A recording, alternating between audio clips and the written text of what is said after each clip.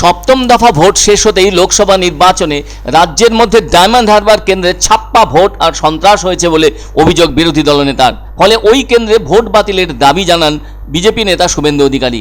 তিনি উল্লেখ করে বলেন, প্রায় ৩০০ বুথে এমন ঘটনা বেশি ঘটানো হয়েছে। ফলে পুনর্নির্বাচনের দাবি জানিয়েছেন নন্দীগ্রামের বিধায়ক। আর একথা শনিবার সন্ধ্যের সময় রাজ্যের দলীয় মুখপাত্র শ্রমিক ভট্টাচার্যকে সঙ্গে নিয়েই বিজেপি কার্যালয়ে এক সাংবাদিক সম্মেলনে জানালেন শুভেন্দু অধিকারী। তিনি এও জানান, ৩০০-র বেশি বুথে পুনর্নির্বাচনের দাবি জানিয়েছেন।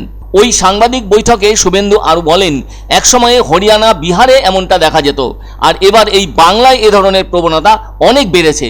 শুভেন্দু একথাও বলেছেন যে ভোট চলাকালীন রেখা পাত্র, শিলভদ্র দত্ত, অশোক পুরকাইতকে পরিকল্পিতভাবে তাদের বুথ কেন্দ্র পরিদর্শনের সময় বাধা দেওয়া হয়েছে দারুণভাবে। তিনি এমনও বলেছেন, ডায়মন্ড হারবার নিয়ে ওখানে কেন্দ্রীয় বাহিনীকে কোনো পদক্ষেপ করতে না দিয়ে রাজ্য পুলিশ 4 ঘন্টা ধরে বিজেপি প্রার্থী অভিজিৎ দাসকে ফলতার রাস্তার উপর আটকে রাখে, যাতে তিনি অন্য কোনো বুথে যেতে না পারেন। তিনি জানান, এক সাংবাদিক সহ সারাদিনে ওই ভোটকে কেন্দ্র করে আহতের সংখ্যা শতাধিক। আবার ফলতায় 230টি বুথেও পুনর্নির্বাচনের দাবি জানান শুভেন্দু। বজবজ মহেশতলা বিধানসভা এলাকায় অনেক বুথেও শুভেন্দু পুনর্নির্বাচনের দাবি জানিয়েছেন। অন্যদিকে জয়নগর, ক্যানিং পূর্বের বেশ কিছু বুথেও পুনর্নির্বাচনের দাবি করেন তিনি। ওদিকে যাদবপুর কেন্দ্রের ভাঙড় 1 ব্লকের বেশ কয়েকটি বুথেও পুনর্নির্বাচনের ব্যাপারে একই দাবি করেছেন শুভেন্দু। তিনি বলেন, ডায়মন্ড হারবার থেকে বেশ কিছু অশান্তির খবর সামনে আসে।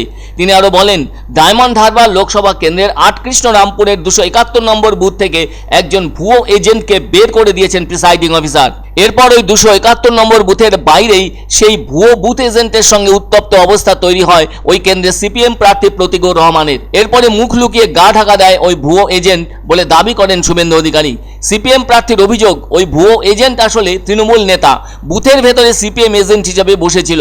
আবার বজবজ বিধানসভার 52 ও 53 নম্বর বুথের 2 বিজেপি এজেন্টকে প্রহিত করে বের করে দেওয়া হয় বাদামতলা স্কুল থেকে বলে অভিযোগ শুভেন্দুর।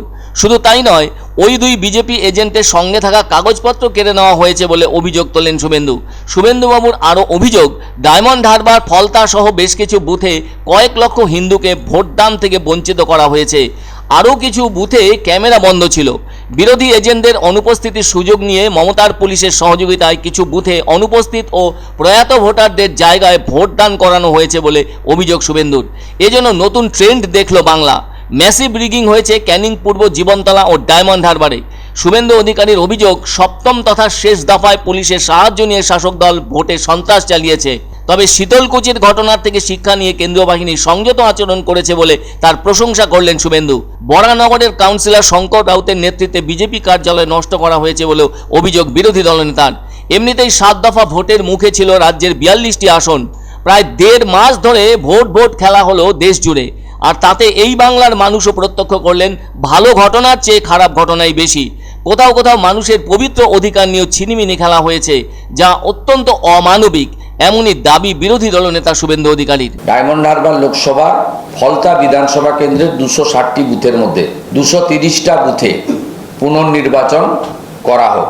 এর বাইরেও ডায়মন্ড হারবার বিধানসভা সহ বজবজ মহেশতলা বিচ্ছিন্নভাবে আরও শতাধিক বুথে আমরা ওই লোকসভা কেন্দ্রে ওই বুথগুলোতে পুনর্নির্বাচন দাবি করব।